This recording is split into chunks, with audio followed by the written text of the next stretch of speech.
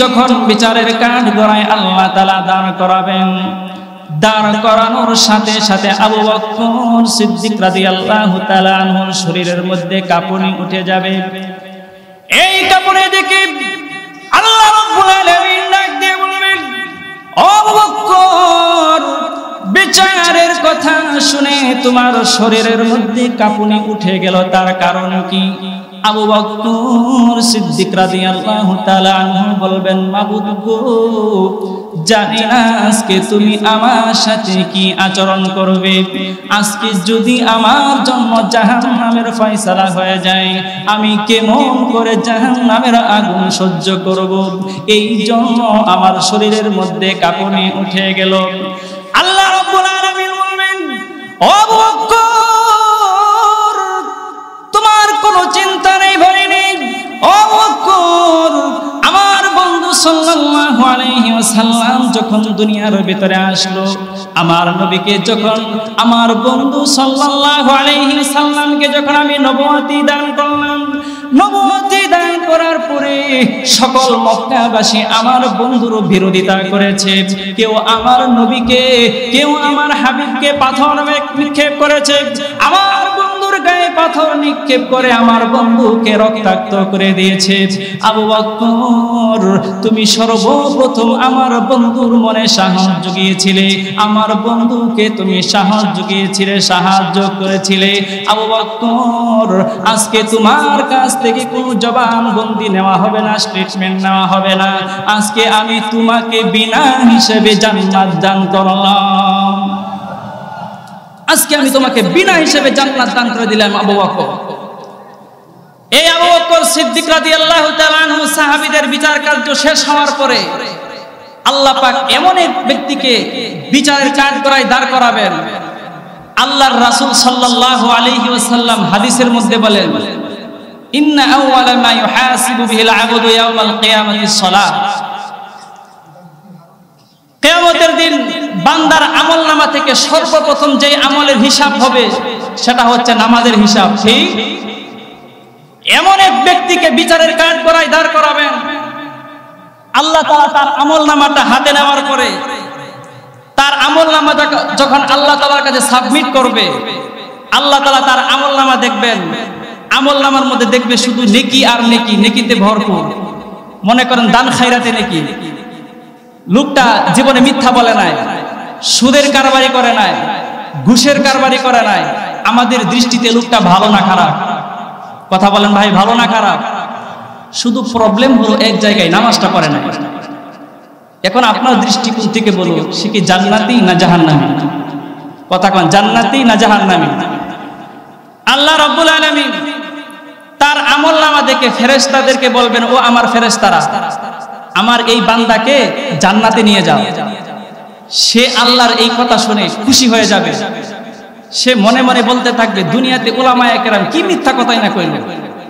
এই শীতের দিন আমাদেরকে ওযু করায়া মসজিদে নিছে, আজকে তো আমি দুনিয়াতে নামাজ পড়ি না, আজকে তো জান্নাত পেয়ে গেলাম। ফেরেশতারা তাকে জান্নাতে নিয়ে যাবে। জান্নাতের সামনে গিয়ে দেখবে জান্নাতের দরজায় তালা লাগানো।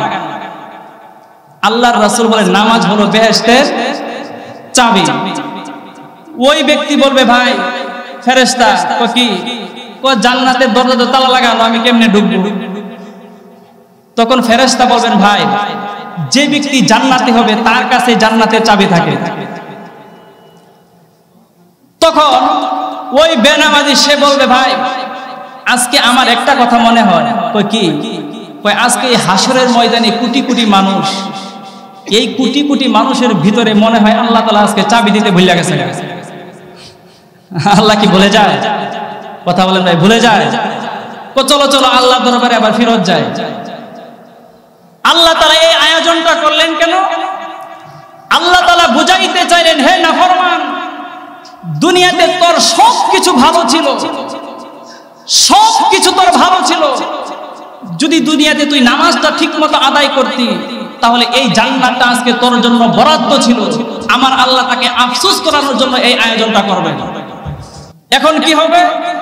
আল্লাহ রাব্বুল আলামিন বলেন, ইয়াউমা ইউকশাফু আন সাকিন ওয়া ইউদআউনা ইলাস সুজুদি ফালা ইস্তাতিউন। আল্লাহ রাব্বুল আলামিন বলবেন, হে নাফরমান, তুই কি দুনিয়াতে নামাজ পড়স নাই, আমাকে সেজদা দেস নাই? আল্লাহ রাব্বুল আলামিন এই কথা বলার পরে ওই ব্যক্তির কি অবস্থা হয়ে যাবে? খাশিআতান ইউদআউনা ইলাস সুজুদি ওয়া হুম সালিমুন। অপমানে তার মাথা নত হয়ে যাবে, বাক শক্তি হারিয়ে ফেলবে, কিছুই সে বলতে পারবে না। আল্লাহ রাব্বুল আলামিন সাথে সাথে রায় ঘোষণা করে দিবেন, আলাইহা মালাইকাতুন গিলাজুম শিদাদুল্লাহ ইয়াসুনাল্লাহা মা আমারাহুম ওয়া ইয়াফআলুনা মা ইউমারুন। আল্লাহ রাব্বুল আলামিন বলেন, ও আমার জাহান্নামের ফেরেশতারা, আল্লাহ রাব্বুল আলামিন কঠিন নির্মম আকৃতির ফেরেশতাদেরকে বলবেন, ও আমার ফেরেশতারা রে, জাহান্নাম থেকে 70 গজ লম্বা আগুনের একটা শিকল নিয়ে আয়। সুম্মা ফি সিলসিলাতিন দারউহা 70 দিরাআন ফাসলুকু। আল্লাহ রাব্বুল আলামিন বলবেন, জাহান্নাম থেকে 70 গজ লম্বা আগুনের একটা শিকল মেপে নিয়ে আয়।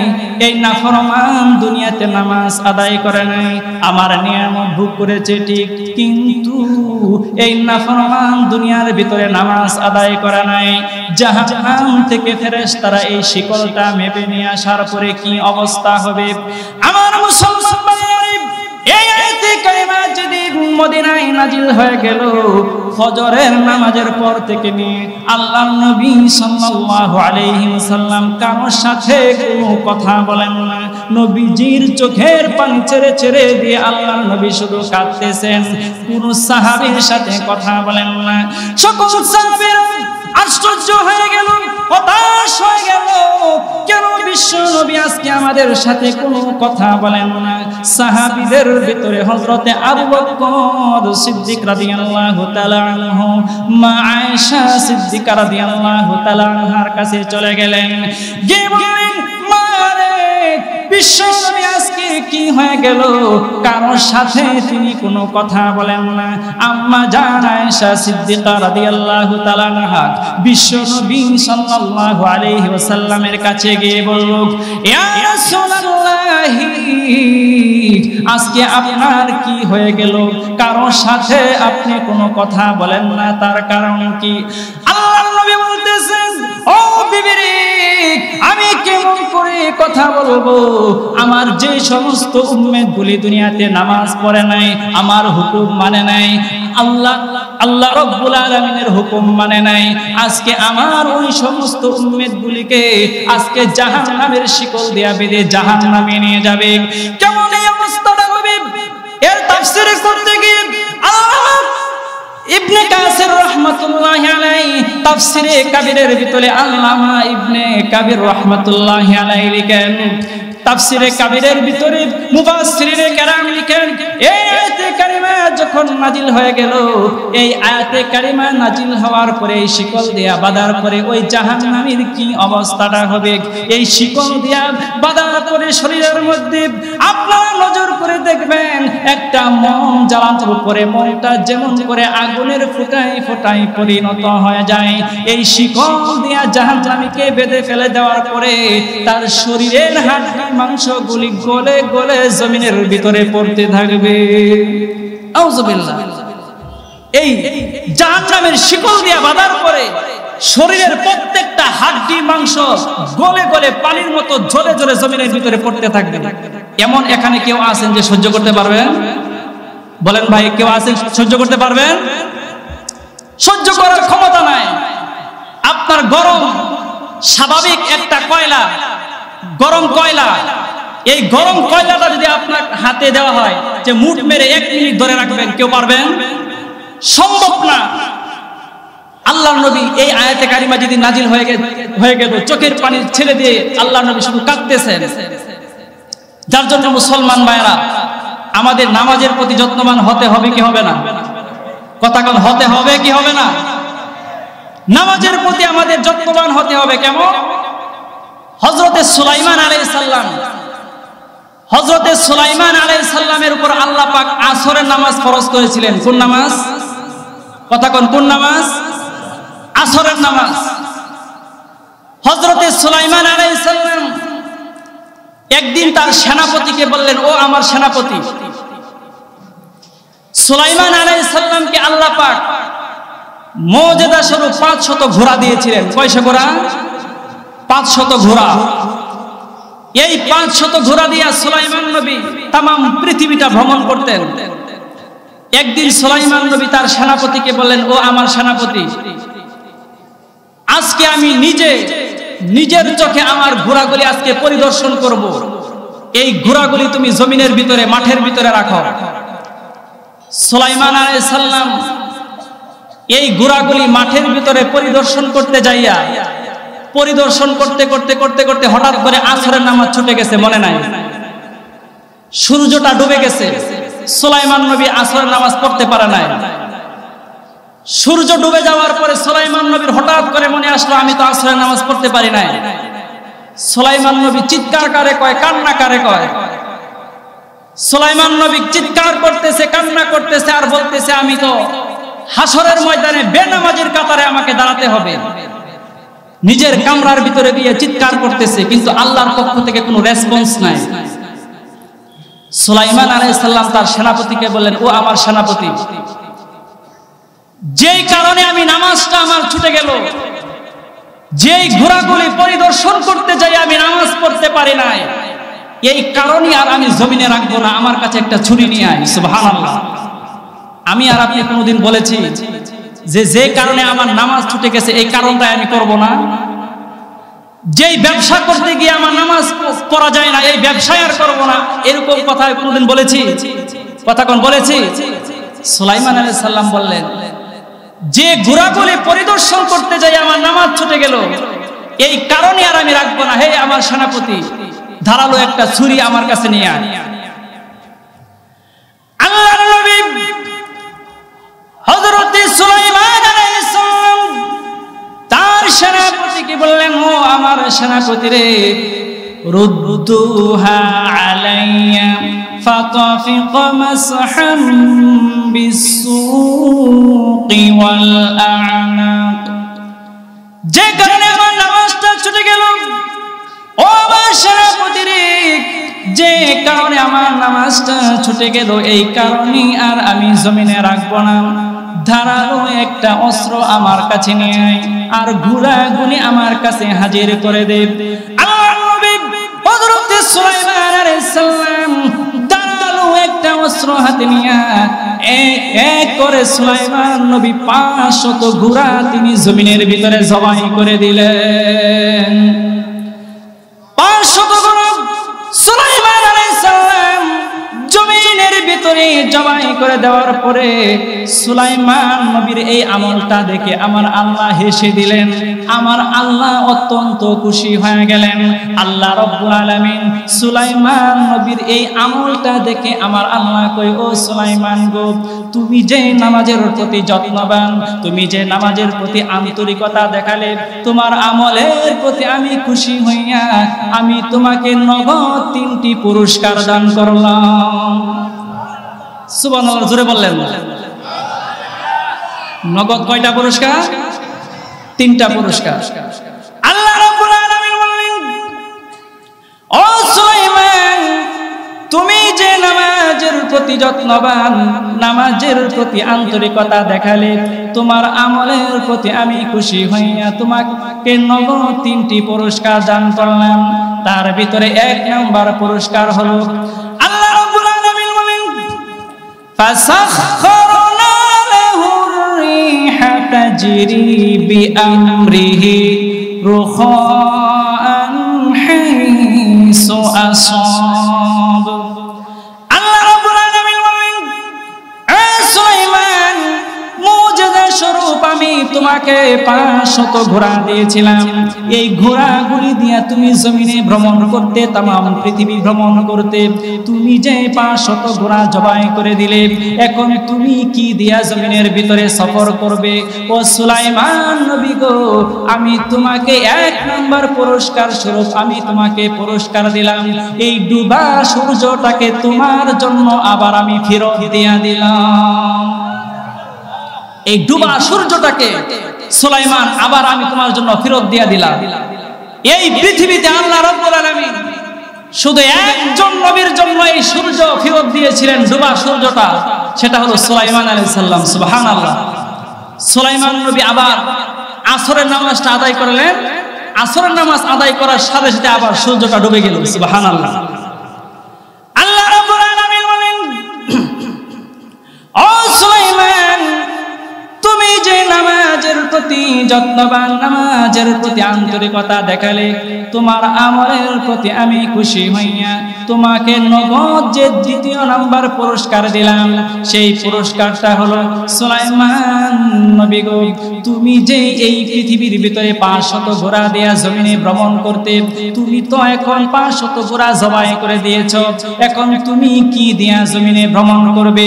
ও সুলাইমান গো, আমি তোমাকে 2 নাম্বার পুরস্কার দিলাম, আমি তোমাকে পুরস্কার স্বরূপ হাওয়ায় তক্তি একটা সিংহাসন দান করে দিলাম।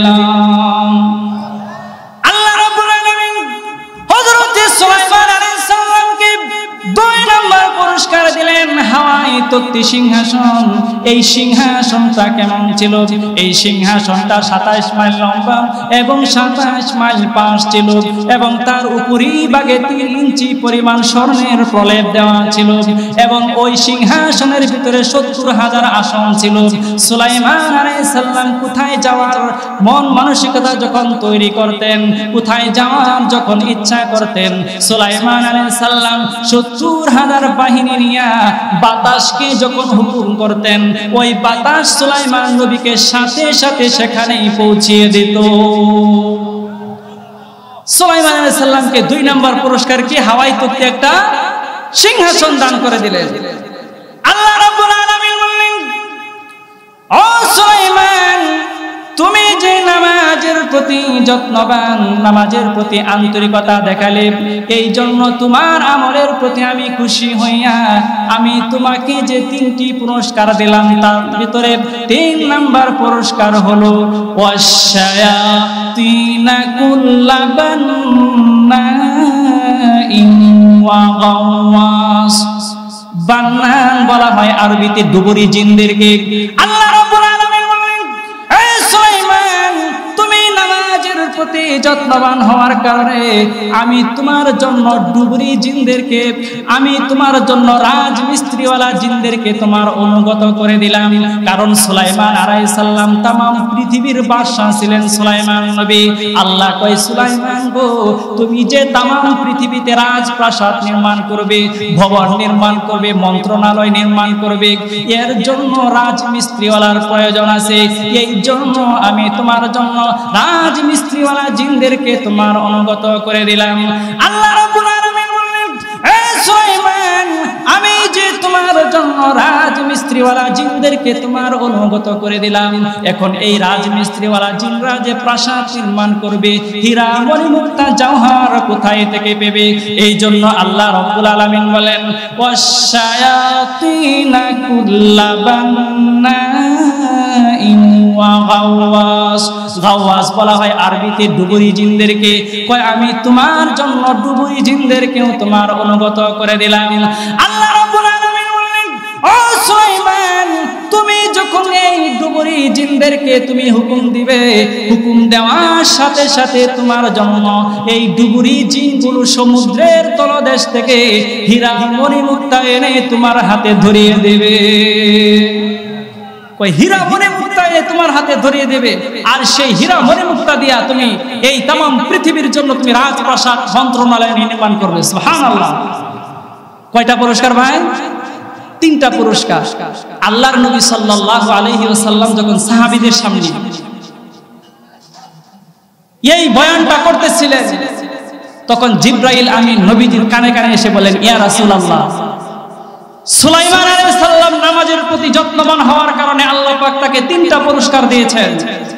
আর আপনার উম্মত যদি নামাজের প্রতি যত্নবান হয় তাহলে আপনার উম্মতদেরকে আল্লাহ পাক 5টা পুরস্কার দান করবেন। সুবহানাল্লাহর সাথে আপনাদের কৃপণতা আছে, সবাই বলতেছেন কৃপণতা আছে ভাই? সুবহানাল্লাহ জোরে বললে কি পুলিশে ধরে লয়ে যাইব? মামলা হবে, জরিমানা হবে? সুবহানাল্লাহ জোরে বললে আল্লাহ খুশি হবেন না বেজার হবেন?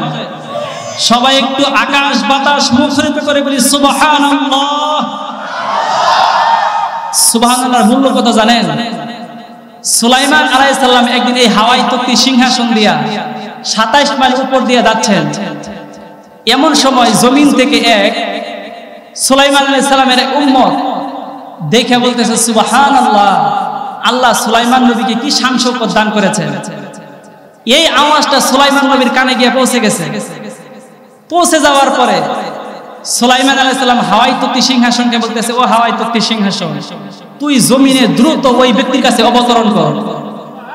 এই দৃশ্যটা দেখে ওই ব্যক্তি দিছে দৌড়, আমার আজকে খাইছে, ঠিক না? সুলাইমান আলাইহিস সালাম দূর থেকে বলতেছে, ও আমার উম্মত, তুমি দৌড় দিবা না, দাঁড়াও। সুলাইমান আলাইহিস সালাম বললেন, ও আমার উম্মত, তুমি যে সুবহানাল্লাহ বলেছো, এই সুবহানাল্লাহর বিনিময়ে যে সওয়াব হয়েছে, এই সওয়াবটা আমাকে দিয়ে দাও, বিনিময়ে আমার সিংহাসনটা তুমি নিয়ে যাও। এর পরেও বললেন না সুবহানাল্লাহ। কি ব্যাপার, আপনাদের কি কৃপণতা আছে নাকি ভাই? এই এলাকার মানুষ কি কৃপণ? আমার তো মনে হয় এই এলাকার মানুষ কৃপণ না। আল্লাহ তাআলাকে খুশি করার জন্য আরেকবার বলি সুবহানাল্লাহ। আল্লাহ কবুল করেন। আমাদেরকে আল্লাহ পাক কয়টা পুরস্কার দিবেন? কথা কোন কয়টা? জোরে আওয়াজ দিয়ে বলেন কয়টা? কয়টা? কি করলে ভাই? কি করলে? নামাজ পড়লে। 1 নাম্বার পুরস্কার। 1 নাম্বার পুরস্কার হলো আজকে আমরা যেই রিজিকের জন্য, যেই টাকার জন্য আজকে আমরা পেরেশান, আল্লাহ কয় যদি তুমি নামাজটা ঠিকমতো আদায় করতে পারো, আল্লাহর রাসূল কয় তাহলে রিজিকের অভাব আল্লাহ তাআলা দূর করে দিবেন। ওমাই ইয়ারযুকহু মিন হাইসু লা ইয়াহতাসিব, আল্লাহ তাআলা কয় আমি তোমাকে এমন জায়গা থেকে রিজিক দিব তুমি কল্পনাও করতে পারবে না। সুবহানাল্লাহ বলেন না? এটা হলো 1 নাম্বার পুরস্কার। 2 নাম্বার পুরস্কার, আমরা মৃত্যুবরণ করার পরে, আমাদেরকে কবরে রাখার পরে আমাদের কোনো বন্ধু থাকবে, কোনো সাথী থাকবে? যে ব্যক্তি সঠিকভাবে নামাজটা আদায় করবে আল্লাহ পাক তার কবরের আযাবকে বন্ধ করে দেবে। 3 নাম্বার পুরস্কার, পুলসিরাতের রাস্তা। আল্লামা ইবনে কাসির রাহমাতুল্লাহি আলাইহি তার তাফসীর গ্রন্থে লিখেন, এই পুলসিরাতের রাস্তাটা আপনার সুতার চেয়ে চিকন হবে, ব্লেডের চাইতেও ধারালো হবে। আল্লাহর রাসূল কয় যেই ব্যক্তি সঠিকভাবে নামাজটা আদায় করবে এই কঠিন রাস্তা সে বিজলির আকারে সে পার হয়ে যাবে। 4 নাম্বার, আল্লাহ পাক কিয়ামতের দিন ডান হাতে আমলনামা দিবেন এবং বিনা হিসাবে জান্নাত দান করবেন। এই 5টা পুরস্কার। এই জন্য আমরা নামাজ পড়তে রাজি আছি ইনশাআল্লাহ। সবাই রাজি আছি তো ইনশাআল্লাহ? 1 নাম্বার, আমার আলোচনার সাবজেক্ট ছিল কয়টা? 4টা। 1 নাম্বার নামাজ না পড়া, এই জন্য নামাজের গুরুত্বটা আগে বললাম। 2 নাম্বার কারণ কি জাহান্নামে যাওয়ার?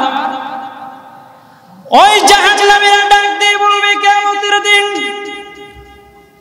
মালিক ফেরেশতাকে ডাক দিয়ে বলবে, ও মালিক ফেরেশতা গো, আজকে যে আমরা জাহান্নামে এসেছি তার ভিতরে আমার 2 নাম্বার কারণ হলো ওয়ালা নাকুনু তুইমুল মিসকিন। আজকে আমাদের জাহান্নামে আসার 2 নাম্বার কারণ হলো দুনিয়াতে আল্লাহ পাক আমাকে অনেক অর্থ দিয়েছিলেন, আমাকে অনেক সম্পদ দিয়েছিলেন, আমার এই অর্থ সম্পদ থেকে আমি আল্লাহর রাস্তায় দান করি নাই, আমি এতিম অসহায় তাদেরকে আমি দান করি নাই, আমি আল্লাহর রাস্তায় এতিম অসহায়কে দান না করার কারণে আজকে আমি জাহান্নামে এসেছি। বুঝতে পারছেন সবাই?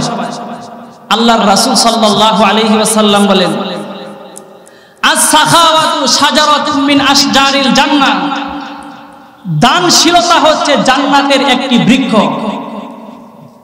আল গুসনু মুস্তাদলিয়াতুন, তার ঢালগুলো ঝুঁকে আছে দুনিয়াতে। আল্লাহর রাসূল কয় ফামান আখাদা হুসনাম মিনহা কাদাহু, যে ব্যক্তি এর ঢালকে শক্তভাবে ধারণ করবে, দালিকাল হুসনু ইলাল জান্নাহ, আল্লাহর রাসূল কয় ওই ঢালটা তাকে জান্নাতে নিয়ে যাবে। ওই ঢালটা তাকে ধরে ধরে জান্নাতে পৌঁছায়া দেবে। সুবহানাল্লাহ। শুধু তাই নয় মুসলমান ভাইরা আমার, লক্ষ্য করে শুনুন, আমলের নিয়তে শুনবেন মুসলমান বন্ধুগণ আমার। শুধু তাই নয়, সাহাবী হযরতে আবু সাঈদ খুদরি রাদিয়াল্লাহু তাআলা আনহু থেকে বর্ণিত, আল্লাহর নবী বিশ্বনবী নবী মুহাম্মদুর রাসূলুল্লাহ সাল্লাল্লাহু আলাইহি ওয়াসাল্লাম বলেন, মান কানা ইনদাহু কুতু ইয়াউমিন, যে ব্যক্তির কাছে একদিনের খাবার আছে, ওই একদিনের খাবার থেকে যে ব্যক্তি আল্লাহর রাস্তায় দান করে দেয়, এতিম অসহায়দেরকে দান করে দেয়, এতিম অসহায়কে দান করে দেওয়ার পরে আল্লাহ রাব্বুল আলামিন তার আমলের প্রতি এত পরিমাণ খুশি হইয়া যায়, এত পরিমাণ রাজি হইয়া যান, আল্লাহ রাব্বুল আলামিন নাদা মালাকুম মিনাস সামা, আসমান থেকে একজন ফেরেশতা দুনিয়াতে অবতরণ করে দেয়। ওই ফেরেশতা এসে ঘোষণা করতে থাকে আর বলতে থাকে, ও আল্লাহর বান্দা, ইস্তানিফিল আমাল, তুমি নতুন করে আমল শুরু করে দাও। ফাকাদ গফিরাত লাকা মা তাকদ্দামা যামবিক, আল্লাহ রাব্বুল আলামিন তোমার অতীতের সমস্ত গুনাহগুলি ক্ষমা করে দিয়েছেন। যে ব্যক্তি আল্লাহর রাস্তায় দান করবে, এতিম অসহায়কে দান করবে, আল্লাহর রাসূল কয় তুমি নতুন করে আমল শুরু করে দাও, আল্লাহ রাব্বুল আলামিন তোমার অতীতের সমস্ত গুনাহ ক্ষমা করে দিয়েছেন। সুবহানাল্লাহ, জোরে বললেন না? এই জন্য আমাদের সম্পদ থেকে আল্লাহর রাস্তায় দান করার দরকার আছে না নাই? কথা কোন আছে না নাই? এখন কেমন বস্তু আল্লাহর রাস্তায় দান করবেন? আল্লাহ রাব্বুল আলামিন বলেন, লান তানালুল বিররা হাত্তা তুনফিকু মিম্মা তুহিব্বুন।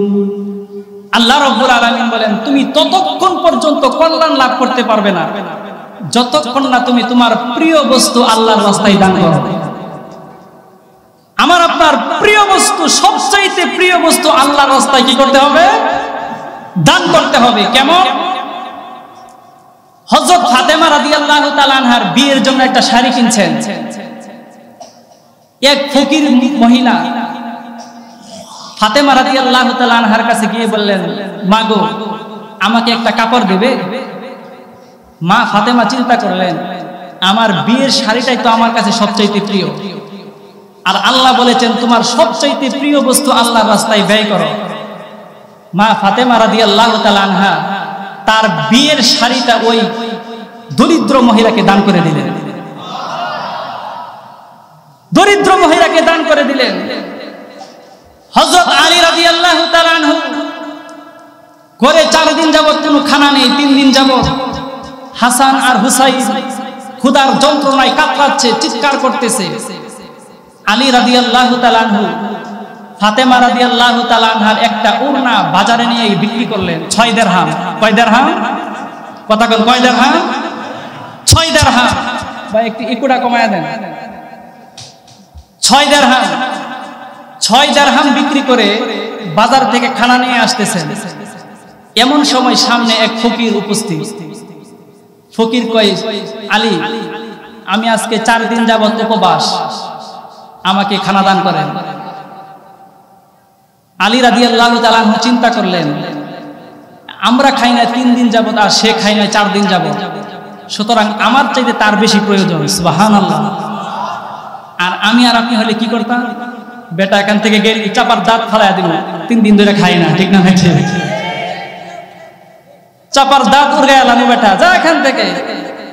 আলী রাদিয়াল্লাহু তাআলা আনহু বললেন, আমার চাইতে তার বেশি প্রয়োজন। আলী রাদিয়াল্লাহু তাআলা আনহু খানাটা তাকে দান করে দিলেন। সুবহানাল্লাহ। 4 দিন যাবত উপবাস, আমাকে খানা দান করেন। আলী রাদিয়াল্লাহু তাআলা আনহু চিন্তা করলেন, আমরা খাই না 3 দিন যাবত, আর সে খাই না 4 দিন যাবত, সুতরাং আমার চাইতে তার বেশি প্রয়োজন। আলী রাদিয়াল্লাহু তাআলা আনহু খানাটা তাকে দান করে দিলেন। সুবহানাল্লাহ।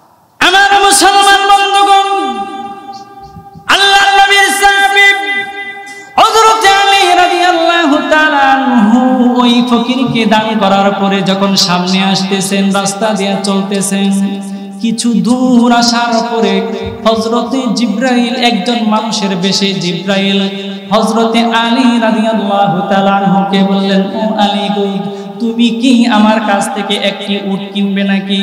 আলী কয়, আমি কি দিয়া উট কিনবো, আমার কাছে তো টাকা নাই। আল্লাহর নবী সাহাবী হযরত আলী রাদিয়াল্লাহু তাআলা আনহু এই কথা বলার পরে ওই জিবরাইল ডাক দেয়, কয়, ও আলী গো, আমার কাছ থেকে যদি তুমি উটটা কিনে নাও তাহলে নগদ টাকা লাগবে না, আমি তোমাকে বাকিতে বিক্রি করব, তুমি লাভ করে পরে আমাকে টাকা দিয়ে দেবে। আলী তো জানে না এটা জিবরাইল। আল্লাহর নবী সাহাবী হযরত আলী রাদিয়াল্লাহু তাআলা আনহু ডাক দিয়ে বললেন, ও ভাই, তুমি যদি আমার কাছে বাকিতে বিক্রি করো তাহলে তো ভালোই হয়। 100 দিরহামের বিনিময়ে এই উটটি আলী রাদিয়াল্লাহু তাআলা আনহুর কাছে বিক্রি করে দিয়েছেন জিবরাইল। আলী রাদিয়াল্লাহু তাআলা আনহু 100 দিরহামের বিনিময়ে যখন কিনে নিয়ে সামনে আগাচ্ছেন, বাজারে নিয়ে যাবেন, কিছু দূর যাওয়ার পরে হযরতে মিকাইল আরেকজন ব্যক্তির বেশে আলী রাদিয়াল্লাহু তাআলা আনহুর সামনে উপস্থিত। মিকাইল আলাইহিস সালাম বললেন, ও আলী গো, তুমি কি আমার কাছে এই উটটা বিক্রি করবে নাকি? ওই মিকাইল আলাইহিস সালাম কয়, তাহলে আমি তোমাকে 160 দিরহাম দেব। আমার মুসলমান বন্ধুগণ, আলী রাদিয়াল্লাহু তাআলা আনহু কয়শো দিরহাম দিয়া কিনছেন? বিক্রি করলেন কয়শো দিরহাম? লাভ হয়েছে কয়শো দিরহাম? 60 দিরহাম। 60 দিরহাম লাভ হওয়ার পরে আলী রাদিয়াল্লাহু তাআলা আনহু 100 দিরহাম তাকে ফিরিয়ে দিলেন। ফিরিয়ে দেওয়ার পরে 60 দিরহাম নিয়ে বাজারে চলে গেলেন, খাবার কিনে আনলেন। কিনে এনে মা ফাতেমা রাদিয়াল্লাহু তাআলা আনহার ঘরে খাবার দিলেন। খাবার দেওয়ার পরে মা ফাতেমা রাদিয়াল্লাহু তাআলা আনহা খাবারটা দেওয়ার পরে খাবার রান্না করলেন। হাসান আর হুসাইনকে খাবার খাওয়ায়া নবীজির জন্য খাবার নিয়ে গেলেন। মা ফাতেমা বিশ্ব নবীকে গিয়ে বললেন, ইয়া রাসূলুল্লাহ, আজকে আপনার জামাই একটা উত্তম ব্যবসা করেছে। এই কথাটা শোনার পরে নবীজি আমার মুস্কি হেসে দিলেন। আল্লাহর নবী মুস্কি হাসার পরে মা ফাতেমা কই, ইয়া রাসূলুল্লাহ, আব্বা জান আপনি কেন হেসে দিলেন? আল্লাহর নবী কই, মাগে, ও মা, কি ব্যবসা করেছে আলী আমি জানি, তুমি তো জানো না গো মা। আলী রাদিয়াল্লাহু তাআলা আনহুর কাছে যে ব্যক্তিটা 100 দিরহামের বিনিময়ে উটটা বিক্রি করেছে সেটা দুনিয়ার কোনো মানুষ নয়, তিনি হলেন হযরতে জিবরাইল আলাইহিস সালাম। তিনি হলেন হযরতে জিবরাইল আলাইহিস সালাম। আর আলী রাদিয়াল্লাহু তাআলা আনহুর কাছ থেকে যে ব্যক্তিটা উটটা 160 দিরহামের বিনিময়ে কিনেছেন তিনিও দুনিয়ার কোনো মানুষ নয়, তিনি হলেন হযরতে মিকাইল আলাইহিস সালাম। মিকাইল আলাইহিস সালাম বিনিময়ে আলীকে 60 দিরহাম লাভ করায়া দিলেন। সুবহানাল্লাহ। আল্লাহ রাব্বুল আলামিন বলেন, মান জাআ বিল হাসানাতি ফালাহু আশরু আমসালিহা। আল্লাহ রাব্বুল আলামিন বলেন, যে ব্যক্তি একটি নেক আমল করবে বিনিময়ে আল্লাহ তাআলা তাকে 10 গুণ বৃদ্ধি করে দিবেন। হযরত আলী রাদিয়াল্লাহু তাআলা আনহু ফকিরকে দিয়েছেন কয় দিরহাম? কথা কোন, কয় দিরহাম? 6 দিরহাম। আর আল্লাহ তাআলা বাড়িয়ে বৃদ্ধি করে দিয়েছেন কয় দিরহাম? 60 দিরহাম। এই জন্য আপনার আল্লাহর রাস্তায় দান করলে লাভ না ক্ষতি? কথা কোন, লাভ না ক্ষতি? লাভ। এই জন্য আমাদেরকে আল্লাহ পাক যাদেরকে অর্থ সম্পদ দিয়েছেন আমরা সেই অর্থ সম্পদ থেকে আল্লাহর রাস্তায় ব্যয় করব তো ইনশাআল্লাহ। এই যে আপনাদের এই মাদ্রাসা শস্যমালা, এই মাদ্রাসায় অনেক এতিম অসহায় আছেন না, আমরা তাদেরকে দান করার চেষ্টা করব, তাদেরকে সহযোগিতা করব। আমার একটি টাকা যদি একটা এতিমের গায়ে লাগে, আমার টাকার সহযোগিতায় সে দুনিয়ার আনাচে কানাচে যদি দিনের খেদমতে ছড়িয়ে পড়ে, আমার একটা টাকার বিনিময়ে হতে পারে আমার জান্নাতের জরিয়া হয়ে যাবে। এজন্য আপনাদের মাদ্রাসার মুহতামিম, আমার অত্যন্ত কাছের বন্ধু, প্রিয় মানুষ মুফতি উমর ফারুক সাহেব, ওনাকে আপনারা সহযোগিতা করবেন। ওনাকে সহযোগিতা করে এই প্রতিষ্ঠানটাকে আরো এগিয়ে নিয়ে যাবেন। এই প্রতিষ্ঠান থেকে যেন যোগ্য ওলামায়ে কেরাম পৃথিবীর तमाम পৃথিবীতে আনাচে কানাচে ছড়িয়ে পড়ে আল্লাহ পাক তৌফিক দান করেন। এর জন্য আল্লাহর কাছে দান করব তো ইনশাআল্লাহ, আল্লাহ পাক তৌফিক দান করেন। আমার মুসলমান বন্ধুগণ, জাহান্নামীরা কিয়ামতের দিন মালিক ফেরেশতাকে ডেকে বলবে, ও মালিক ফেরেশতা গো, আজকে আমরা যে জাহান্নামে আসলাম, আমাদের জাহান্নামে আসার 3 নাম্বার কারণ হলো ওয়া কুন্না নাখুদু মা'আল খাইদিন। আমাদের আজকে জাহান্নামে আসার 3 নাম্বার কারণ হলো আমরা দুনিয়াতে উপহাসকারীদের সাথে উপহাস করতাম। আপনারা জানেন এই কোরআনুল কারীমে 6666টি আয়াত রয়েছে। এই 6666টি আয়াতের ভিতরে কোন ব্যক্তি যদি একটি আয়াতকে অস্বীকার করে, একটি আয়াতের ব্যাপারে আপত্তি জানায়, তাহলে তার ঈমান থাকবে? কথা কয়, ঈমান থাকবে? থাকবে না। কিন্তু আজকে দুঃখজনক হলেও সত্য, অনেক সময় দেখবেন ওলামায়ে কেরাম, খতিব সাহেবরা যখন আলোচনা করেন কোরআন থেকে, তখন যদি আমার বিরুদ্ধে চলে যায়, আমার গায়ে লেগে যায়, তাহলে আমি ওই ওলামায়ে কেরামের সমালোচনা শুরু করে দেই। এরকম হয় কি হয় না? এরকম হয় কি হয় না? আপনি যে সমালোচনা করলেন, আপনি তার সমালোচনা করেন নাই, আপনি কোরআনের বিরোধিতা করেছেন। এই একটা বিরোধিতা করার কারণে আপনার জাহান্নামে আপনার স্থানটা ওয়াজিব হয়ে যাবে। নাউজুবিল্লাহ। তাফসীর জালালাইনের ভিতরে আল্লামা সৈয়দী রাহমাতুল্লাহি আলাইহি তাফসীর করেছেন, যে ব্যক্তি কোরআন এবং হাদিসের ভুল ব্যাখ্যা মানুষের সামনে উপস্থাপন করবে, সেও জাহান্নামে যাওয়ার কারণ হয়ে যাবে। নাউজুবিল্লাহ। যার কারণে আপনারা দেখেছেন এই তাবলীগ জামাত পৃথিবীর এমন কোন প্রান্তি নাই, দেশ নাই যেখানে তাবলীগের মেহনত না চলে। ঠিক না বেঠে? যখন ইহুদি, খ্রিস্টান, নাস্তিক, মুরতাদরা দেখলো যে এই তাবলীগের মেহনতের কারণে লক্ষ লক্ষ মানুষ, দিন ভরা মানুষ ঈমানওয়ালা হয়ে যাচ্ছে, তখন এই তাবলীগ জামানকে নকশাত করে দেওয়ার জন্য আপনারা পায়তারা করতেছিল। ঠিক না বেঠে? পায়তারা করে। আপনারা দেখেছেন সাদ সাহেব, উনি কোরআন এবং হাদিস বিরোধী কিছু বক্তব্য তার ভাইরাল হয়েছে। আপনারা জানেন তো ইনশাআল্লাহ? আপনারা সবাই জানেন তো? জানেন এই তাবলীগ জামাতের মাধ্যমে অসংখ্য মানুষ, দিন বড় মানুষ, দিন ওরা হচ্ছে। যার কারণে এই তাবলীগ মেহনতকে নিয়ে যদি কোনো কটূক্তি করা হয়, কোন নাস্তিক মুরতাদ যদি চক্রান্ত করে, এই মুসলমান ভাইয়েরা আমার, আমরা ওলামায়ে কেরামের সাথে থেকে তাদেরকে আমরা এই বিতাড়িত করব তো ইনশাআল্লাহ। ওলামায়ে কেরাম যেখানে আমরা আছি, ওলামায়ে কেরাম নাই যেখানে আমরা নাই, যেখানে ওলামায়ে কেরাম আমরাও সেখানে। সুতরাং তার সাথে কোন ওলামায়ে কেরাম সে বাতিল। ওলামায়ে কেরাম ঘোষণা করেছেন বাতিল। ওলামায়ে কেরাম যাদেরকে বাতিল ঘোষণা করেছেন, তারা যদি এই তাবলীগ মেহনতকে নিয়ে কোন নস্যাৎ করার চেষ্টা করে, আমরা প্রয়োজনে বুকের তাজা রক্ত ঢেলে দিয়ে হলেও এই দিনকে রক্ষা করার চেষ্টা করব ইনশাআল্লাহ। যার কারণে মুসলমান ভাইরা আমার, এই বাতিল পন্থীদেরকে কোনো সময় স্থান দেওয়া হবে না। কথা কোন ঠিক না বেঠে? আবার দেখবেন যখন কোন ওলামায়ে কেরাম বলে যে নারী নেতৃত্ব হারাম, পর্দার কথা বলে, তখন দেখবেন টক শুতে বসে একদল নাস্তিক মুরতাদ বলতে থাকে যে এরা হলো জঙ্গিবাদ। ঠিক না বেঠে? ওলামায়ে কেরামদেরকে গালি দেয় এরা হলো মৌলবাদ। কিসের কারণে? পর্দার কথা বলার কারণে। ঠিক না বেঠে? আমরা বলতে চাই, এই বাংলার জমিন মসজিদ মাদ্রাসার জমিন, এই বাংলার জমিন মুসলমানদের জমিন, এই বাংলার জমিন ওলামায়ে কেরামের জমিন। এই বাংলার জমিনে কোন নাস্তিক, কোন মুরতাদ, দিনের বিরুদ্ধে কথা বলে আমরা তাদেরকে ধরে পিঠের চামড়া তুলে দেব। কথা বলেন ঠিক না বেঠে?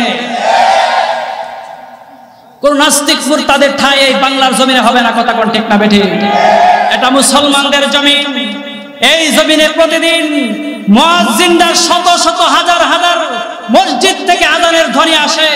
মুসলমান নামাজ পড়ুক আর না পড়ুক এক আল্লাহকে ভয় করে, দ্বীনকে ভয় করে। কথা কোন ঠিক না বেঠে? যদি কোনো নাস্তিক মুরতাদ ইসলামকে ধ্বংস করার জন্য, ইসলামকে নস্যাৎ করার জন্য পায়তারা করে, মানুষ বুকের তাজা রক্ত ঢেলে দিয়ে হলেও এদেরকে বাংলাদেশ থেকে উৎখাত করবে ইনশাআল্লাহ। এজন্য আমাদের জাহান্নামে যাওয়ার 3 নাম্বার কারণ হলো উপহাসকারীদের সাথে কি করা? উপহাস করা। 4 নাম্বার কারণ আল্লাহ রাব্বুল আলামিন বলেন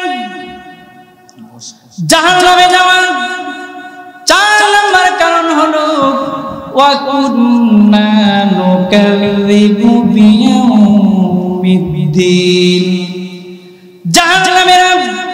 জাহান্নামের ভিতরে মালিক ফেরেশতাকে বলবে, ও মালিক ফেরেশতাগণ, আমরা 4টি কারণে জাহান্নামে এসেছি। তার ভিতরে 4 নাম্বার কারণ হলো ওয়া কুন্না নুকাযযিবু বিয়াউমিদ্দিন। আমরা দুনিয়াতে কিয়ামতের দিবসকে বিশ্বাস করতাম না, মনে করতাম এগুলা খামাখা, উলামায়ে কেরাম আমাদেরকে ভয় দেখায়। আমরা কিয়ামতের দিবসকে আমরা বিশ্বাস করি নাই, মনে মনে বলতাম যে উলামায়ে কেরাম আমাদেরকে ভয় দেখায়, আমাদেরকে ডর দেখায়। আল্লাহ রাব্বুল আলামিন বলেন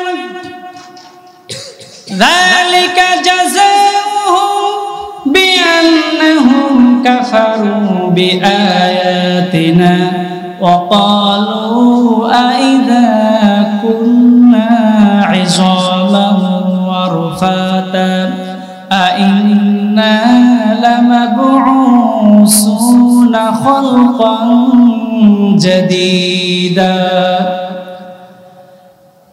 আল্লাহ রাব্বুল আলামিন বলেন এই জাহান্নামীরা বলতে থাকবে, দুনিয়াতে তো আমরা মনে করেছিলাম আমরা যখন মৃত্যুবরণ করব, মৃত্যুবরণ করার পরে আমাদের হাড় মাংসগুলি চূর্ণ বিচূর্ণ হয়ে যাবে, আমাদের কোনো অস্তিত্ব থাকবে না, আমাদের তো কোনো অস্তিত্ব থাকবে না, কিসের আমার বিচার হবে? এই জন্য আমরা কিয়ামতের দিবসকে বিশ্বাস করি নাই। আমরা বলতাম আইদা কুন্না ইযামান ওয়া রুফাতা আইন্না লামাবউসুনা খালকান জাদীদা। আমরা বলতাম মানুষ মৃত্যুবরণ করার পরে তো তার হাড্ডি মাংস চূর্ণ বিচূর্ণ হয়ে যায়। আইন্না লামাবউসুনা খালকান জাদীদা, তাহলে কেমন করে আমরা নতুন করে সৃষ্টি হয়ে আবার এই কিয়ামতের দিনে উঠব? এটা তো অসম্ভব। আমরা কিয়ামতের দিবসটাকে মিথ্যা মনে করতাম। আমার মুসলমান বন্ধুগণ, সেদিন জাহান্নামীরা বলবে আমরা দুনিয়াতে কিয়ামতের দিবসকে অস্বীকার করতাম, কিয়ামতের দিবসকে অস্বীকার করার কারণে আজকে আমরা জাহান্নামে এসেছি। মুসলমান বন্ধুগণ আমার, এতক্ষণ যে আমি আপনাদের সামনে কোরআন এবং হাদিসের আলোকে বয়ান করেছি, বয়ান করার পরে আপনারা দেখবেন অনেক মানুষ যখন এই সামিয়ানা থেকে বাহির হয়ে যাবে, বাহির হয়ে যাওয়ার পরে নাক ডেকে যে ঘুম দিবে, সকলের ফজরের নামাজও আদায় করবে না। এরকম হবে কি হবে না? একটা পর্যন্ত মাহফিল, ফজরের নামাজ নাই, গ্যাংরায় ঘুম আর ঘুম। কথা কোন ঠিক না বেঠে? এই মাহফিল দ্বারা কোনো ফায়দা হবে? কথা কোন ফায়দা হবে? এই যে এতক্ষণ আমি আলোচনা করতেছি এবং বিজ্ঞ উলামায়ে কেরাম, আমাদের যোগ্য বুজুর্গ আলেমে দ্বীন, যার আলোচনা শোনার জন্য মানুষ অধীর আগ্রহে বসে থাকেন, দেলোয়ার হোসেন তাহেরপুরি ভাই, উনিও আসবেন, খুব সুন্দর আলোচনা করবেন। এই আলোচনা শোনার পরে দেখবেন কিছু মানুষ মাশাআল্লাহ আমল করবে, আর কিছু মানুষ আছে এই প্যান্ডেল থেকে বের হওয়ার পরে আর মনে থাকবে না। ঠিক না বেঠে? এরকম হবে কি হবে না? এটাও আল্লাহ বলে দিয়েছেন। কি? আল্লাহ রাব্বুল আলামিন বলেন وقل الحق من ربكم فمن شاء فليؤمن ومن شاء فليكفر إنا أعتدنا للظالمين نارا أحاط بهم سرادقها وإن يستغيثوا يغاثوا بماء كالمهل يشوي الوجوه بئس الشراب وساءت مرتفقا আল্লাহ রাব্বুল আলামিন বলেন ওগো আমার হাবিব ওগো আমার বন্ধু ওয়াকুলিল হাক্কু মির রাব্বিকুম